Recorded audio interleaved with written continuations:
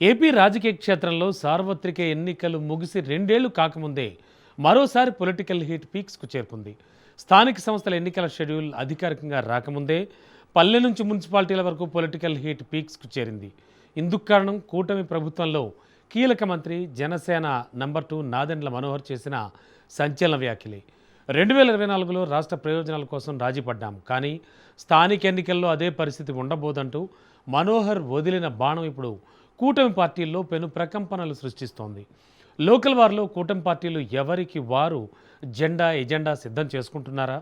Party కోసం రక్తం చిందించిన కార్యకర్తలకు ఈసారి న్యాయం చేస్తామంటూ ఆయన ఇచ్చిన భరోసా వెనక అసలు ఆంతర్యం ఏంటి? జనసేనాని పవన్ కళ్యాణ్ మైండ్ గేమ్లో భాగమే ఈ వ్యాఖ్యల? కూటమిలో సీట్ల పంపకాలకు ముందే జనసేన మైలేజ్ పెంచుకునే వ్యూహమా? Let's watch. మంత్రి నాదెండ్ల మనోహర్ వ్యాఖ్యలతో జనసేన రాష్ట్ర రాజకీయాల్లో ఓ సరికొత్త పొలిటికల్ సిగ్నల్ను పంపిందా? క్షేత్రస్థాయిలో తమకు ఉన్న అస్సలు సిస్సిల క్యాడర్ బలాన్ని నిరూపించుకోవడానికి జనసైనికులు కరచాలనం చేస్తున్నారా? కూటమిలో సీట్ల చర్చలు అధికారికంగా ప్రారంభం కావడానికి ముందే పెద్దన్న పాత్ర పోషిస్తున్న తెలుగుదేశం పార్టీకి, అలాగే మిత్రపక్షమైన బీజేపీకి తమ వైఖరిని స్పష్టం చేయడమే లక్ష్యంగా ఈ వ్యాఖ్యలు సాగాయా? ఏంటి హఠాత్తుగా జనసేన స్వరంలో ఈ స్థాయి దూకుడు?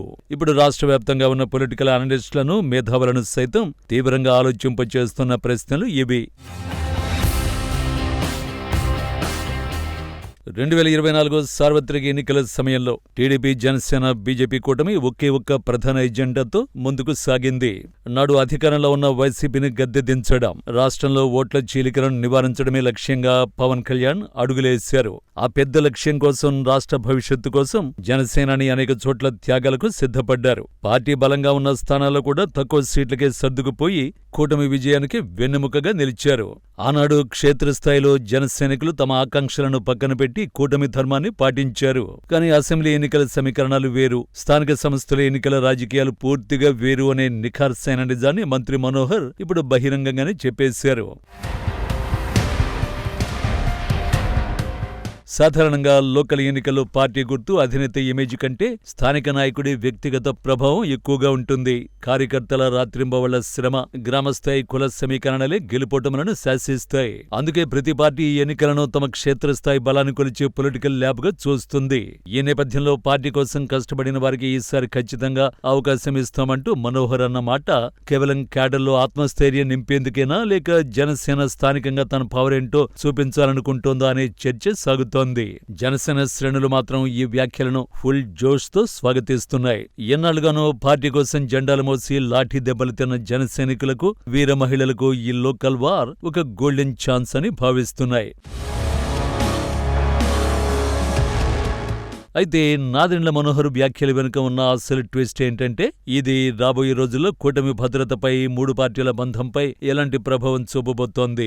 స్థానిక ఎన్నికల్లో సహజంగానే ప్రతి గ్రామంలోనూ, ప్రతి వార్డులోనూ ప్రతి పార్టీకి చెందిన స్థానిక లీడర్లు పోటీ చేయడానికి ఉవ్విళ్లూరుతూ ఉంటారు. మరి అలాంటప్పుడు ఆంధ్రప్రదేశ్లోని వేలాది గ్రామ పంచాయతీలు, వందలాది మండలాలు, మున్సిపాలిటీల్లో టీడీపీ, జనసేన, బీజేపీ మధ్య సీట్ల సర్దుబాటు అసలు సాధ్యమేనా? అసెంబ్లీ ఎన్నికల తరహాలో పై స్థాయిలో కూర్చొని సీట్లు పంచుకుంటే గ్రామ స్థాయిలో దశాబ్దాలుగా ఉన్న గ్రూప్ రాజకీయాలను, ఆ పార్టీల లీడర్ల ఈగోలను సమన్వయం చేయడం నాయకత్వానికి సాధ్యమవుతుందా అన్నది $1 మిలియన్ ప్రశ్న.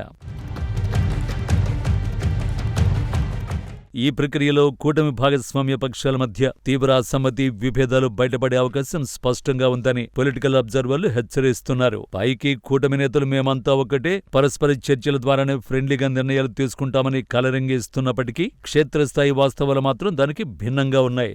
ఇదే తరుణంలో బలహీనపడిన ప్రతిపక్ష వైసీపీ వచ్చిన అవకాశాన్ని అస్సలు వదులుకోవడానికి సిద్ధంగా లేదు. నాదెండ్ల మనోహర్ వ్యాఖ్యల్ని అస్త్రంగా చేసుకుని కూటమిపై ఎదురుదాడికి దిగింది. ఇది కేవలం ప్రారంభం మాత్రమే. భవిష్యత్తులో స్థానిక సీట్ల కోసం కూటమి పార్టీల మధ్య పెద్ద ఎత్తున కుమ్ములాటలు, అంతర్గత యుద్ధాలు జరగబోతున్నాయని వైసీపీ లీడర్లు ప్రచారం మొదలుపెట్టారు. వైసీపీ ప్రచారాన్ని జనసేన అధిష్టానం తీవ్రంగా ఖండిస్తోంది. కార్యకర్తలకు న్యాయం చేయాలని ఆరాటమే తప్ప కూటమి ప్రభుత్వ స్థిరత్వానికి ఎలాంటి ఢోకా లేదని సర్ది చెప్పే ప్రయత్నం చేస్తోంది. ఏది ఏమైనా లోకల్ పోరు ముంచుకొస్తున్న వేళ జనసేన తన సొంత బలంతో ఎంతవరకు పట్టు సాధించగలదు? ఒకవేళ కూటమిగా వెళితే తనకు దక్కాల్సిన వాటాపై ఎంతమేర పట్టుబడుతుంది? అవసరమైతే కొన్ని చోట్ల ఫ్రెండ్లీ కంటెస్ట్ పేరుతో ఒంటరిగా తన పొలిటికల్ స్టామినాని పరీక్షించుకోవడానికి సిద్ధమవుతుందా అనేది ప్రస్తుతానికి సస్పెన్స్. ఇదంతా గమనిస్తున్న సామాన్య ప్రజలు మాత్రం ఈ ఎన్నికలు నిజంగా తమ గ్రామంలో అభివృద్ధి కోసమా లేక కేవలం రాజకీయ పార్టీల బల ప్రదర్శన కోసమా అని అర్థం కాక అయోమయంలో పడ్డారు. పల్లెటూరి రచ్చబండల దగ్గర పెద్దలంతా మౌనంగా వింటూ రాబోయే రోజుల్లో రాజకీయాలు ఏ మలుపు తిరుగుతాయనని ఆసక్తిగా గమనిస్తున్నారు.